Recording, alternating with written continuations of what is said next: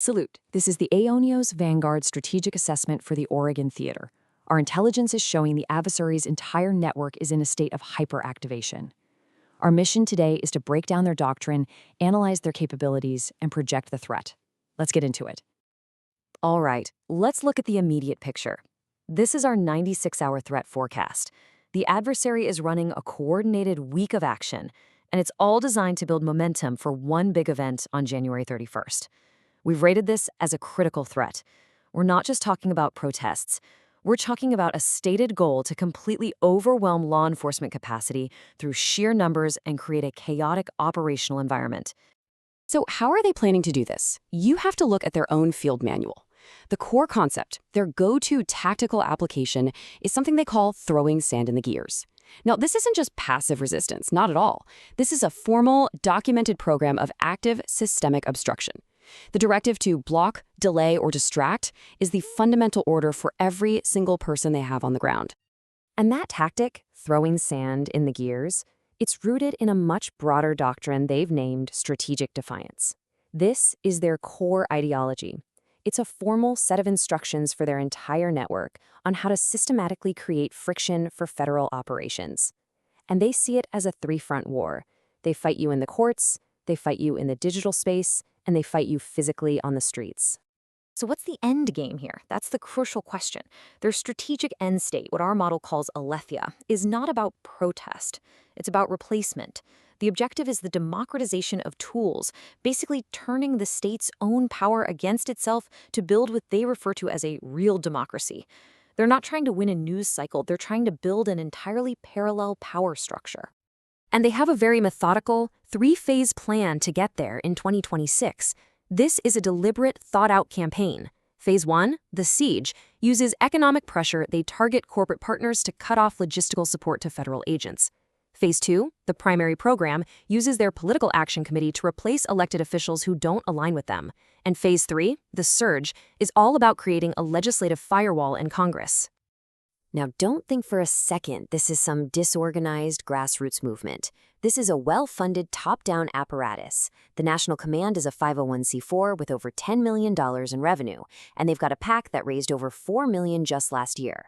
We've traced major funding streams back to groups like the Open Society Foundations, Reid Hoffman, and the Tides Foundation. This thing has money. So you have this national strategy, right? But how does that actually translate to action on the ground? Through highly organized local command nodes. In Southern Oregon, that's ORD2 Indivisible. And look at their structure. They have specialized teams. Pay close attention to the Community Protection Team. That's their Ice Watch and Direct Action Wing. And then you've got the Swing District Team, laser-focused on canvassing for the 2026 elections. And these teams, they have leaders. We've identified the key personnel managing operations on the ground. Eric Lindquist is the main strategic architect. Miriam is running the South Medford cell, which is a critical hub for recruitment and staging. Dasha Dolan is in charge of their psychological operations, think banner drops and propaganda. And Grace Warner is a dedicated surveillance asset for their MigraWatch intelligence unit. Now let's talk about their intelligence gathering, because this is where it gets really sophisticated.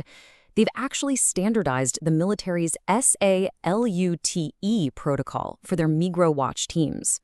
We are not talking about amateur observers here. This is a professional methodology that effectively turns untrained civilians into a functional, decentralized counterintelligence network, and they're feeding real-time data on federal agent movements.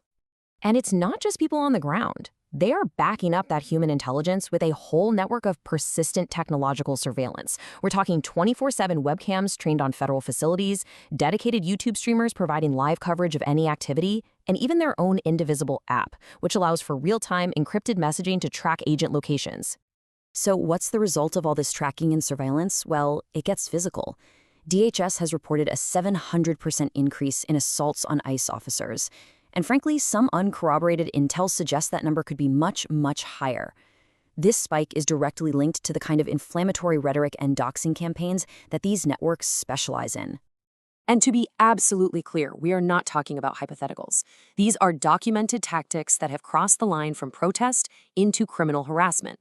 We've seen activists indicted for live streaming pursuits of federal agents all the way to their private homes.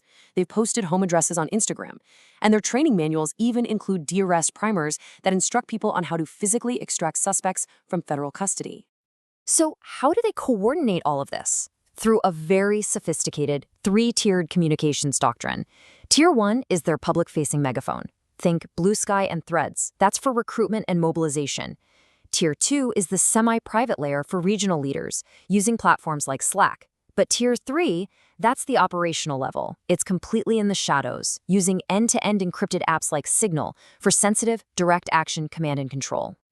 Okay, so with all of this data, how do we actually assess the strategic impact? For that, we turn to our proprietary Aionios Forecasting Model. The model calculates what we call net benefit. It weighs the value of the resources we're protecting against our intelligence gains, and it subtracts our occupation cost. But that cost is then multiplied by an absolutely critical variable, F, the friction coefficient. So what is that exactly? The friction coefficient is a quantitative measure of human resistance. This isn't a subjective score or a gut feeling. The model calculates it based on the frequency and severity of every single obstructionist activity, from lawsuits and online harassment all the way to physical assaults. It is a direct, mathematical measure of their sand in the gears doctrine in action. And when we run the numbers for the Oregon Theater, well, the model's finding is unambiguous. The current friction coefficient has surpassed 7.5 on a 10-point scale. To put that in perspective, according to our model's parameters, any value over 5.0 is flagged as a high-level insurgency. We are well past that threshold. So what does an F-score that high mean for us? The model's verdict is simple and direct: catastrophic drain. At this level of sustained friction, the long-term cost of federal operations becomes completely unsustainable, and it doesn't matter how many individual enforcement successes we have. The adversary strategy is working exactly as they designed it. You see, they're playing the long game. They are perfectly willing to accept short-term arrests in exchange for long-term political capture. And this leaves us with a critical strategic question. When an insurgency's goal isn't to win a single battle, but total institutional replacement, what is the definition of victory? End of briefing.